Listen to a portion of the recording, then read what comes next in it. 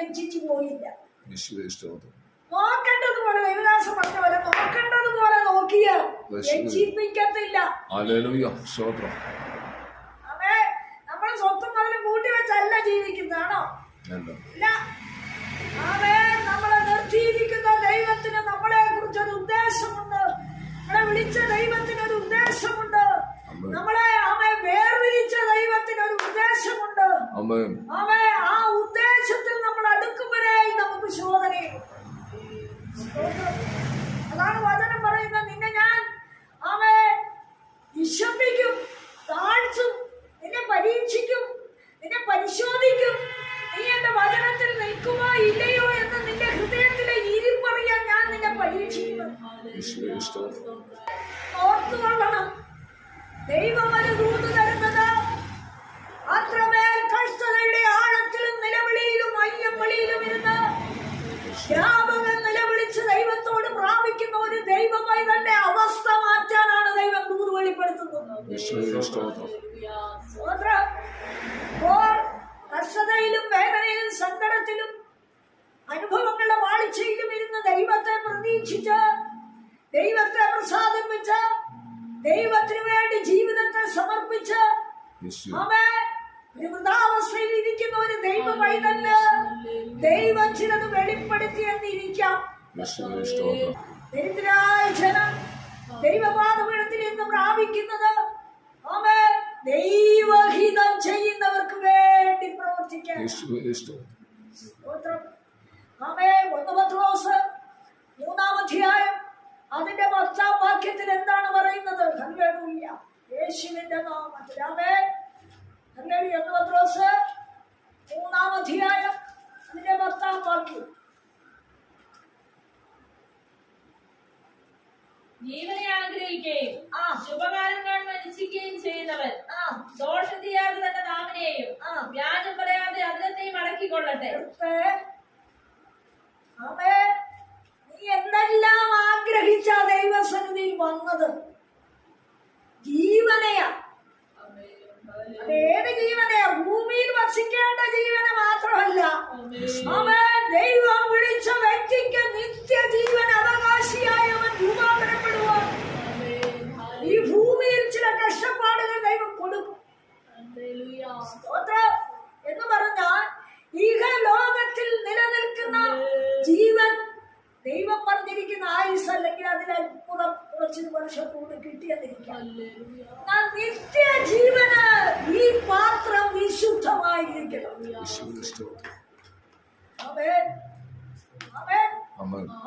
കർത്താവ് പറഞ്ഞ ഞാൻ തന്നെ ജീവനും വിശുദ്ധിയും സത്യവുമാണെന്ന്. അപ്പോൾ അവിടെ എഴുതിയിരിക്കുക, നിനക്ക് ശുഭകാലം വേണം, നിന്റെ കുടുംബത്തിന് ശുഭത വേണം, നിന്റെ തലമുറയ്ക്ക് ശുഭത വേണം. യേശുവിന്റെ നാമത്തിൽ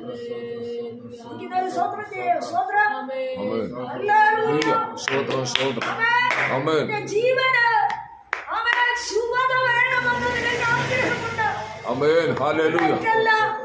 ഭൂമിയിൽ വെച്ച കുടുംബത്തിന് ശുഭത വേണമെന്ന്, തലമുറയ്ക്ക് ശുഭത വേണമെന്ന്, സൗകര്യങ്ങൾക്ക് ശുഭതയുണ്ടാകണമെന്ന് ആഗ്രഹിക്കുന്നത് ഒരിക്കലും തെറ്റല്ല.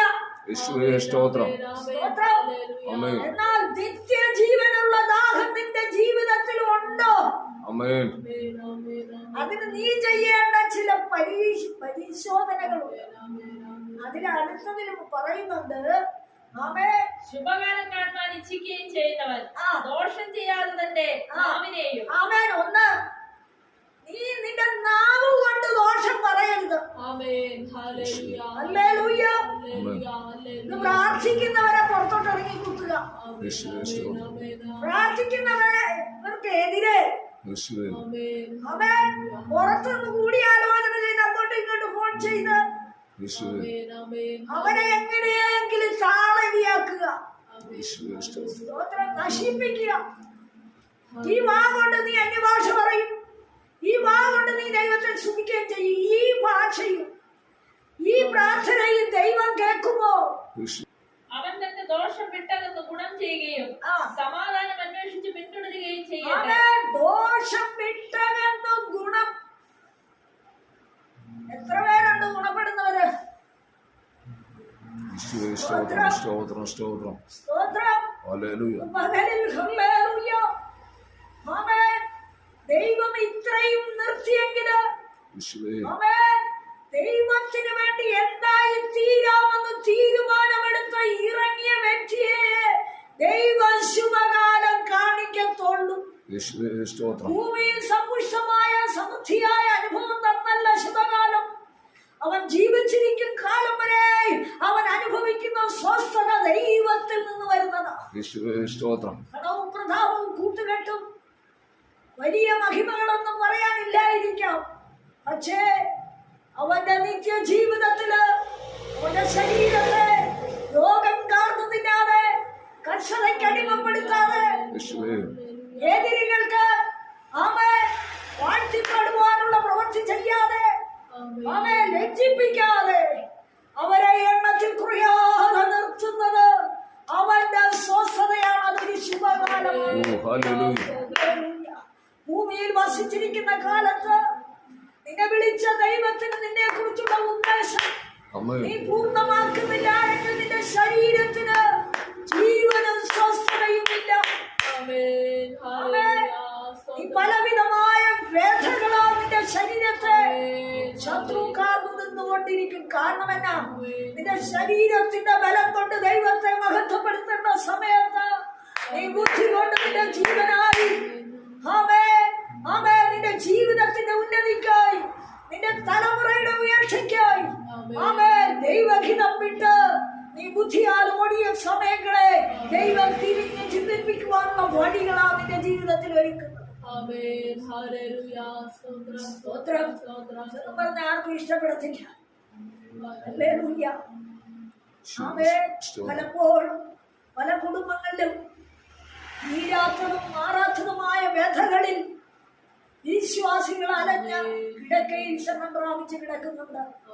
എനിക്കറിയാം, തലമുറകള് അതുപോലെ തന്നെ ആമേൻ കഷ്ടത്തിലും സങ്കടത്തിലും ഉദ്ദേശിച്ച ലക്ഷ്യത്തിൽ കിടക്കാതെ പലരും ആമേൻ മുൻപോട്ട് പോകുവാൻ കഴിവില്ലാതെ തലമുറയെ കുറിച്ച് വേദനപ്പെടുന്ന അനേക മാതാക്കളുണ്ട്.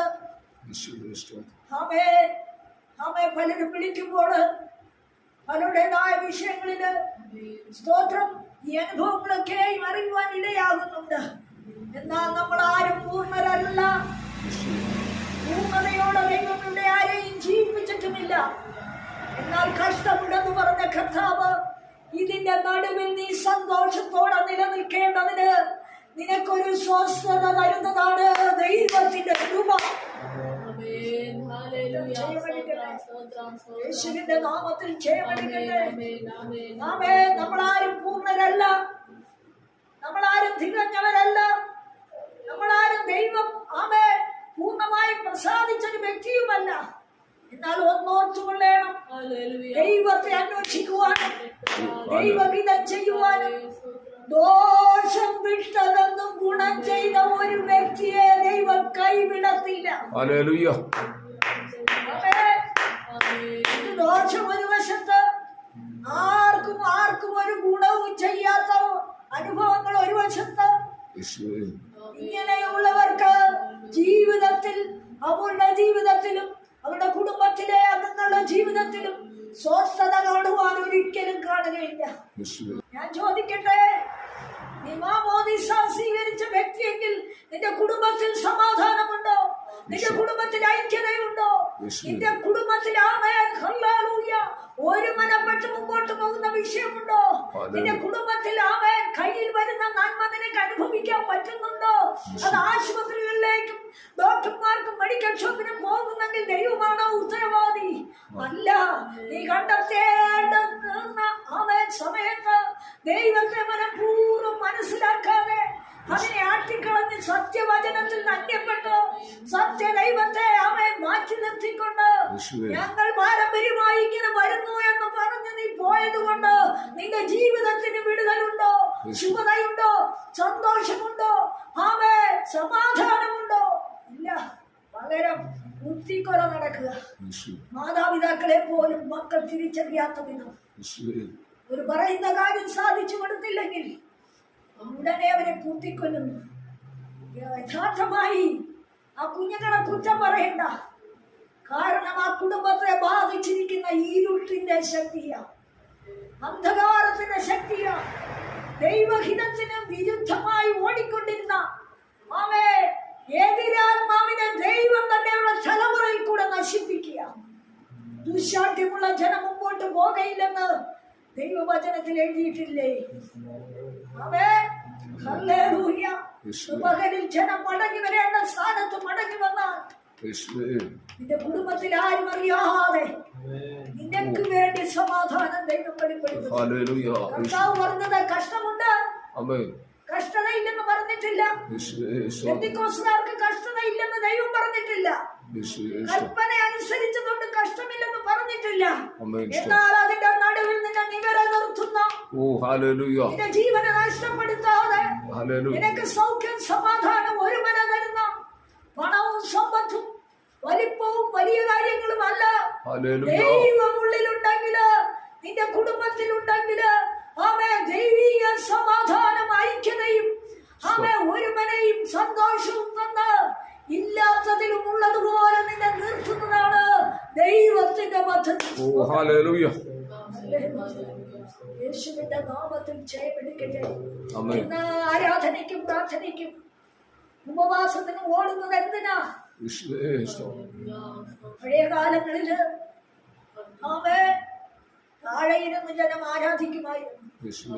സ്തോത്രം. ഇന്നോ ആർക്കും താഴെ ഇരിക്കാൻ പറ്റത്തില്ല. പുറത്ത് കാരണം എന്നാ? മുട്ടുവേദന, നടുവേദന, പ്രശ്നങ്ങള്.